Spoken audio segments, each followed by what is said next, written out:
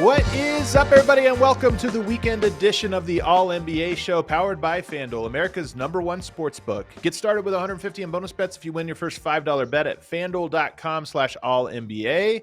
I'm your host, Adam Mares, and I'm joined, as I always am on the weekends, by my esteemed colleague, Marc Stein of the Stein line of DLLS Mavs, and one of the most plugged-in guys in all of the NBA, giving us the inside scoop. Marc, how you doing today? Adam Mares, all good, my friend. All good. Let's do it. You say my name as well as anybody. It's one of my favorite things. You know, most people don't get it right, but you always nail it. I think it's your love of European players. That is true. That's part of it. And it does remind me of a former player from my beloved Manchester City, Riyad Mahrez. You're in the ballpark, so I do like to say it. But also, it's important. You got to get people's names right. It's important. Important part of the job. I agree. And so many people don't make any effort to it. So we ask you every week. I want to know, you talk to everybody in the league. You're plugged in. You're hearing what people are whispering. Everyone. I speak to everyone. You speak every to single person. Every single person who's connected to the NBA in any way, you're talking to them. And so I'm curious, what are people talking about here now that we have a full week of NBA play under our belt? Well, you know, the real answer is Wemby and Wemby and Wemby, but I know you guys have done a fair bit of Wemby coverage this week. So let's go to the next topic if we're focusing on individual players. Austin Reaves. Austin Reaves, 51, 41, 28 and 16 and a buzzer beater. A 2-1 record without Luka Doncic and without LeBron James. Not bad. And of course, because you know, I've always got my eye on the future too. I mean, yeah, there's a lot of curiosity about, you know, can a guy help his free agency stock before we get to Halloween, even though we are now on Halloween as we speak? Yes, right. The answer is yes. Austin Reaves has people talking about his free agency on Halloween because he's been so good. Everyone knew he wasn't going to extend with the Lakers based on his current contract. The Lakers can't pay him what he would be worth on the open market because when a player is on an existing contract, you can only extend it to a certain level. And so, yeah, teams, as we speak, there are still projected to be a handful of teams with cap space. We didn't have that this past summer. So that's how you get Austin Reaves free agency. It's more like wishful thinking than actual hardcore discussion, but yeah, it's a topic, no question. But it's wishful thinking for a reason. I mean, look, I think a lot of people expected Austin Reaves just to be part of the Lakers. We don't know what their future is. The Lakers' future, whether you want people talking Lakers' future or not, it is a topic of discussion because they got Luka Doncic, and now they have to plan for the next half decade and beyond. But Austin Reaves is playing so well right now that I think you could legitimately say, hey, yes, he is a running mate. That is a running mate caliber player for Luka Doncic. And so I'm is that the way these are framed? Not as can they afford him, and because I think every Lakers fan looks at it like who's going to be the superstar name you get, but is it now becoming a question of it might just be that he is the guy that you pair Luka Doncic with going forward? Yeah, and one of them. I mean, you need more around Luka Doncic for the Lakers to be a true contender going forward, but this past summer they had very limited flexibility. They made the moves they could make, but it was around the edges kind of moves. Yeah. They were able to get DeAndre Ayton at a very good price. They were able to get Jake LaRavia at a very good price. They were able to get Marcus Smart on the buyout market. But those are just kind of small around the edges type moves.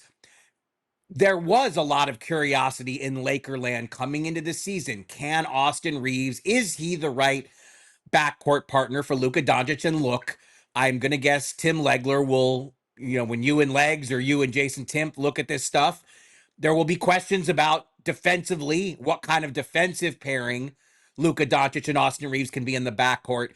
But Jalen Brunson, before he went to the Knicks, before he became the cornerstone of these Knicks, Jalen Brunson found a way to be an excellent player at Luka's side.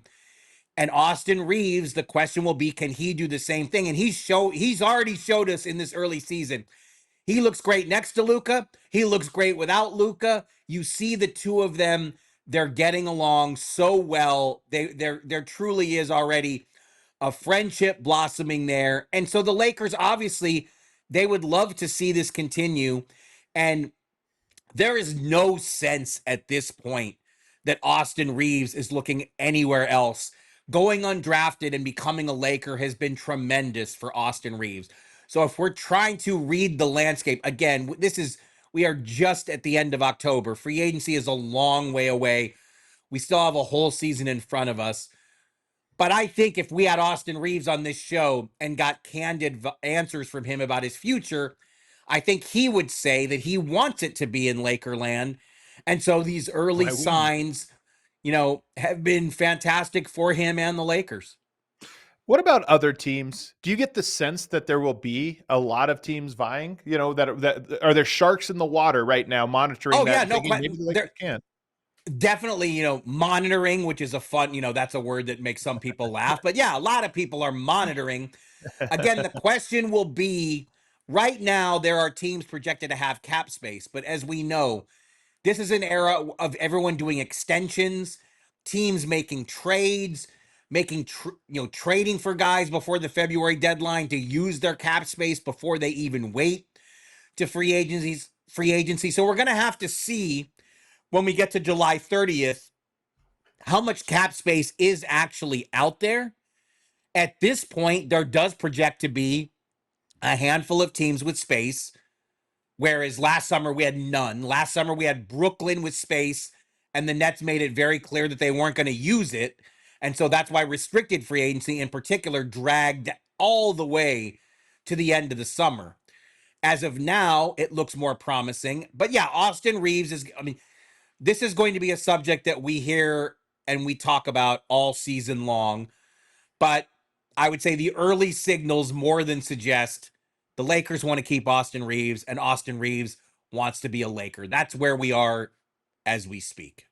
Well, I love the way you framed it coming in because you're right that it is funny to think, can you earn an extension at Halloween? It's so early, but the way you get into those conversations is you score 51, 11, and 9 in a game when the team desperately needs you and your star's out. So he has been unbelievable. Certainly one of the stories. Wemby, Austin Reaves. What else are people talking about around the league?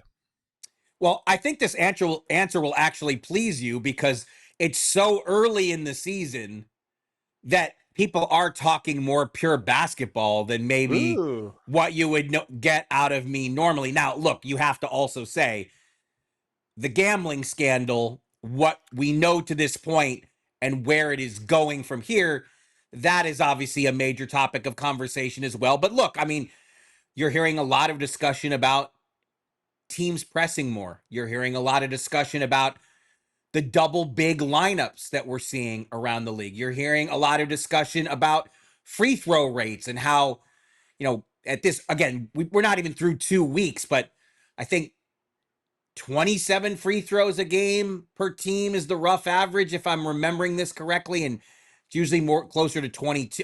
Free throws are way up. Whatever the numbers are, I'm not Yeah. remembering exactly, but free throws early are way up. Is that just a function of the way they're calling the game early in the season, which is something we know happens? The whistles are more frequent early and then that levels off. Is that also a function of the pressing and the increased full court pressure we're seeing that's putting more pressure on the ball early in possessions and how much that is leading to fouls? But I think my favorite topic is probably the double bigs stuff. Jake Fisher just wrote a really nice piece that appeared on my Substack Friday digging into this. Rick Carlisle was just in Dallas with the Pacers, and Rick is president of the Coaches Association. He's been in the league since the 80s, and he always likes addressing these kind of broader NBA topics. And Rick told the story of how his coaches sat around recently and the Pacers coaches were adding it up and came up with 8 or 9 teams that are starting double bigs. Of Starting. course, yeah, Wow. starting double bigs. Then you have teams like your Nuggets, who Right. you're not going to see them start double bigs, but they might occasionally work Valanciunas in there to Right. give a double big look alongside Jokic. San Antonio's doing that way as well. They signed Luke Kornet away from Boston in the summer. They're not going to start a game most likely with Wemby and Luke Kornet, but you will occasionally see that double bigs alignment. And so it is interesting how we were, the big man is extinct. The big man is going away. Well, now it's the opposite. How much of that was the success the Rockets had in the playoffs playing Steven Adams with Şengün? I mean, again, early in the season, this is very small sample size stuff, but right now, more than half of the league's teams are rebounding 30% of their misses, and that's something else that's part of all this. The emphasis in today's NBA: crash the boards, crash the boards. Teams want their guys crashing offensively. And it's not that long ago where it was pace and space. We got to shoot as many threes as the Warriors. In that 2017, 2018 range, offensive rebounds per game, per team was sub 10. Teams were not crashing. And that number is steadily rising now because, again, teams want their guys crashing. This is why the NBA is so fun, the way it evolves year by year, decade by decade, because, when the Warriors did what they did a decade ago now, everybody had to either figure out a way to stop it, which nobody could do, or don't be the last one to adjust. If everybody's shooting threes, the only way we can win, we're going to have to space the court and shoot threes. Okay, everybody's going to race to that. But over time, teams will find other ways around it. Okay, maybe there is a way to mitigate some of that three-point shooting with, to your point, offensive rebounding, second chance points. And so now that teams like Houston and even Oklahoma City, you didn't mention them, but they're another team with Hartenstein and Chet Holmgren. Yeah, that's a bad miss for me. Kind of an important double bigs team, the defending champions. I mean, Utah, we've seen them play, all That's three right. of their 7-footers at once. So it's a copycat league, and this is what happens. The free throw thing is interesting to me too, Mark, because yes, the fouls are up, but one of the specific things that is up is individual fouls. We've already seen multiple games this year where players have taken 20 plus threes. Singular players have taken 20. 15 plus is pretty rare. Not this year. There's a lot of guys. Almost every night there's somebody that's getting 15 plus. So it's not just overall fouls. It almost seems like star players have really figured out how to use this new aggressiveness against the defense and get to the foul line. And it reminds me of 2 seasons ago, Luka had the 70-point game. Booker had 70. Cat had 70. And all of a sudden, mysteriously, the whistles got swallowed for a couple weeks because there was this presumably a shadow sort of, hey, let's not call so many fouls for our star players. And I wonder if there's something similar now. Nobody wants to see 20 plus foul calls. I wonder if we'll see that in the coming weeks. Yeah, I think, look, that instance that you're citing, the league actually came out and admitted that they did that eventually. Right. Eventually. In this case, you do wonder, how much of this, because of where we are on the calendar, people will always raise the question, is this just because we know the referees, they get their points of emphasis, and refereeing is always, or there's the perception that it is always stricter early in the season and does that naturally ease. But it's the kind of thing that this is the other thing, is like we have so many more advanced stats at our ready. We have so many more statistically minded people tracking everything. I mean, one of my favorite things is on the All NBA Twitter feed, seeing all the amazing statistical graphics that we're pumping out now. And it's just, we like, every single number and statistic gets dissected and analyzed. And we just have so much more data to work with as a public, as fans, as media, as the basketball public. We have so much more data to work with in a very digestible way. So we're all better at tracking this stuff. But yeah, I mean, the free throw rate rise has been so dramatic that's why it's such a talking point. It is not just 1 or 2 extra free throws a night. It's more than that. Well, let me ask you about 2 teams that are near and dear to us here at the All City Network. And that is, of course, the Chicago Bulls, one of the surprise teams of the year and very fun story right now, as well as the Philadelphia 76ers, who have completely formed a new identity in the early go of this season around VJ Edgecombe and Tyrese Maxey. What are you hearing about those 2 teams? And are people as excited as I am about them? Well, look, this touches on one of my pet peeves that I have to say. One thing I don't love in the modern NBA space is that we tend to apply NFL style analysis to a 4-0 start, a 5-0 start when it's such a small fraction of the season. But that's the curmudgeon side of me. The other side is Get what the you other side said. out here. I want The to hear other the other side is what you side. said. The other side is what you said. It's fun. And It's both of fun, these man. fan bases, teams within our network, the fan bases in Chicago and Philly have had to put up with so much misery. Good point. And so, it's like, let them enjoy this, because there has been precious little to enjoy in these Eastern, traditional Eastern Conference powers. And it's like the Bulls have lost in the play-in 3 straight times. Look, they have a top 5 defense right now. Is that going to last? Realistically, not. But they don't even have Kobe White. The Bulls' Right. second half last season was driven by the Kobe White Josh Giddey partnership, which we have not seen yet for 1 second. Josh Giddey, he had a wrestling match with the Bulls all summer long to get a new deal.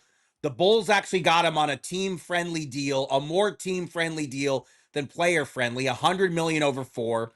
Yes, I Kobe agree. White's gonna want more than that when it's his turn next summer. But if this is more than an early glimpse, I mean, that question becomes, will the Bulls meet Kobe White's offseason demands, or do they want to roll with the group they have without him? I think it would be pretty short-sighted to just again, Kobe White and Giddey were very good in the second half of last season. I would want an extended look at that duo with this team, the way Buzelis is playing. Let's see what they look like. But, they've gotten tons of production from their bench. They're playing top 5 defense, which, again, realistically probably won't last. But, let them have their fun.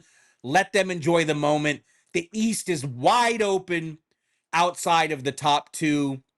And even even Cleveland and New York haven't started the season.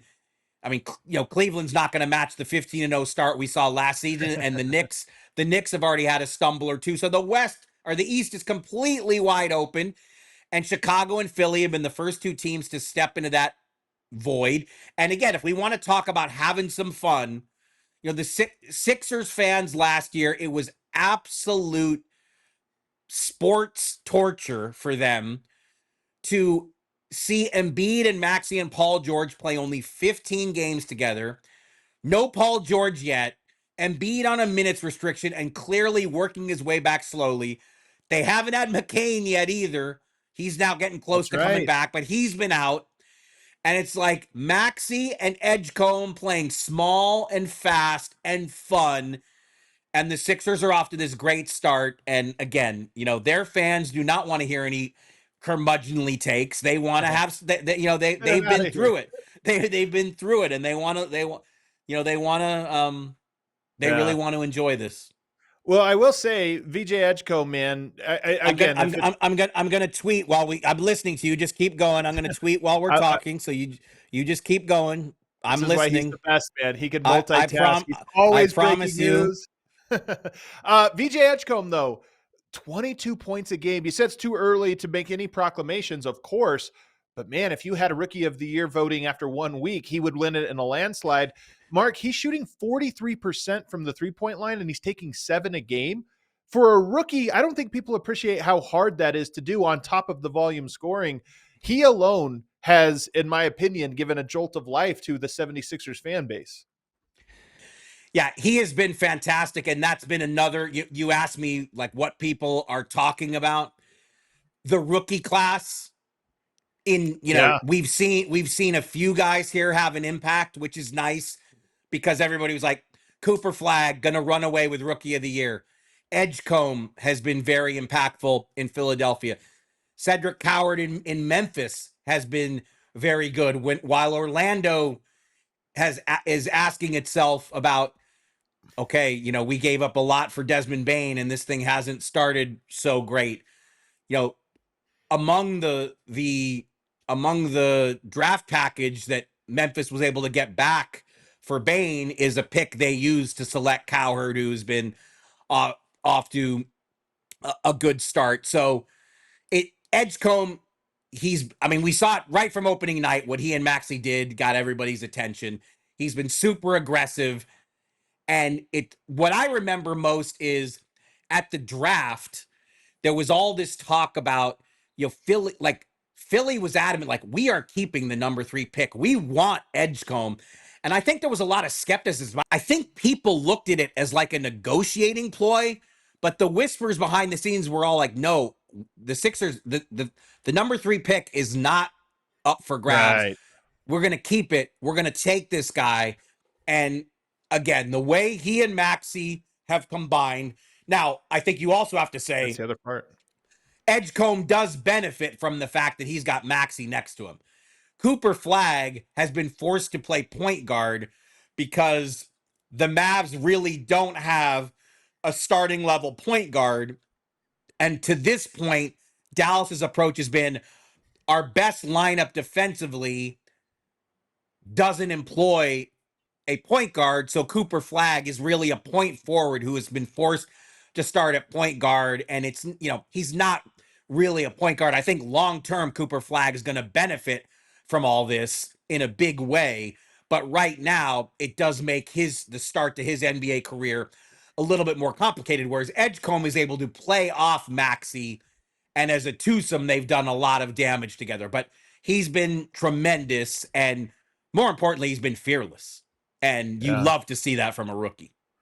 Well, you mentioned the whole class, and it really has been great. Con Kneppel playing great. Dylan Harper. Yep. Ryan Cockbrenner. Have you seen this? I mean, Dylan Harper. But for Charlotte, Ryan Cockbrenner, he has, I think, missed one shot. He's shooting 90% on the season. He's missed 3. He's missed 3, okay. But he's taken 30. I mean, 27 for 30 is pretty good. And, that's pretty and you know crazy, what? I will actually say I am not surprised, because the first exhibition game I saw this in October, the Hornets in Dallas, Kalbrenner was fantastic, super active. And again, what the Mavs do have is bigs. And Kalbrenner was his activity was noticeable in that exhibition game. So, okay, I'm being a little bit facetious. You don't expect anybody to go 27 for 30 from the field. I think I'm reciting his stats correctly as we enter Friday night's play. But yeah, I mean, the Hornets have been, an entertaining watch for a team that really nothing is expected from. And it's nice to see so many.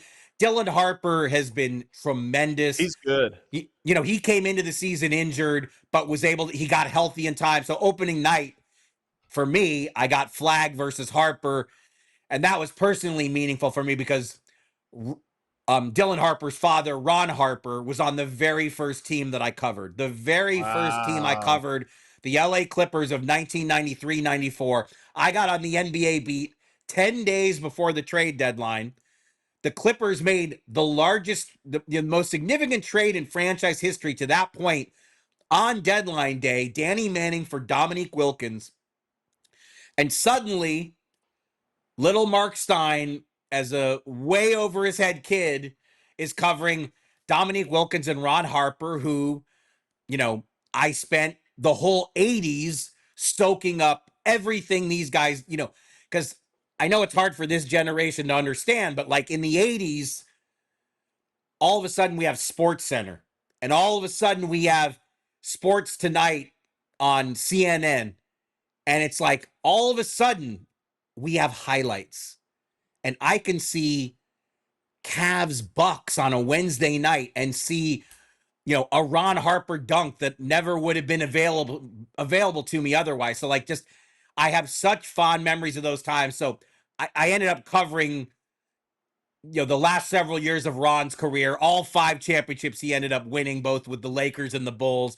And so to now cover his son as the number 2 pick, I love stories like that. And Ron Harper Sr. was at opening night and wearing Spurs gear head to toe. It was funny. Yeah. And I mean, it's just, but yeah, Dylan Harper is he is so underrated. All the attention on Wemby, all the rookie attention on Cooper Flagg. Dylan Harper is a very NBA ready rookie, and you're seeing it already. Well, we'll end with Wembanyama. And here's the thing, man. We put Wembanyama in the headline. It's going to do clicks. I try to make this show talk about as many teams as possible, not just go to the same well. But if we're being honest, Mark, as you said, story 1, 2, and 3 in the NBA so far, and I'm sure what everybody is talking about has been Wembanyama and the 5-0 Spurs. So just what's the update? Last week we talked about it. The hype was through the roof. Has it gone up, gone down, stayed the same? Where what are people saying behind the scenes? It's gone way up. And really, Oh, no. what other teams are saying, it's fear. Like, Oh, no. he's made such a leap that, like, is this his level now? Yeah. I mean, like, again, Halloween is a touch too early, even in the NBA, to start talking about MVP candidates. Yeah. But it looks like he's going to be part of the MVP discussion. And this is probably the last year that it's going to be an if. Like, he's clearly gone to such a level now, playing with this absolute aggression, attacking the basket, shooting far fewer threes, and really being attack-minded. I mean, San Antonio's schedule has been on the easy side. So, I mean, Glad you said it. let's keep that in mind, because it's the first time they've ever gone 5-0, which is amazing, that none of their 5 title teams ever went 5-0. And it is weird. But yeah, it's been a favorable schedule. But yeah, man, it's dread in 29 other front offices. It's dread that, he's just now really figuring it out. It's only year 3. I mean, there is some pressure here. The Spurs have been out of the playoffs for 6 straight seasons. They've got to it's year 3 for Wemby. They got to make the playoffs, but yeah, I don't think it's that monster. Much pressure. Yeah, well, they got Phoenix coming up on Sunday. That's a cupcake game. But after that, you're at Lakers, and then you have the Houston game. And that Houston game is the one I'm circling because they have a front court that can challenge him. And that's the game where if he goes and plows through that one and puts up the same numbers he's been putting up, next week we're going to be talking about Wembanyama again. Can't wait for it. He is Marc Stein over at the Stein Line. You can also catch him at DLLS Mavs. He's doing the post-game shows. He's doing the podcast over there covering the Mavericks. Mark, thanks so much. Sounds good. We'll do it again soon. Hit that like button on the way out, everybody.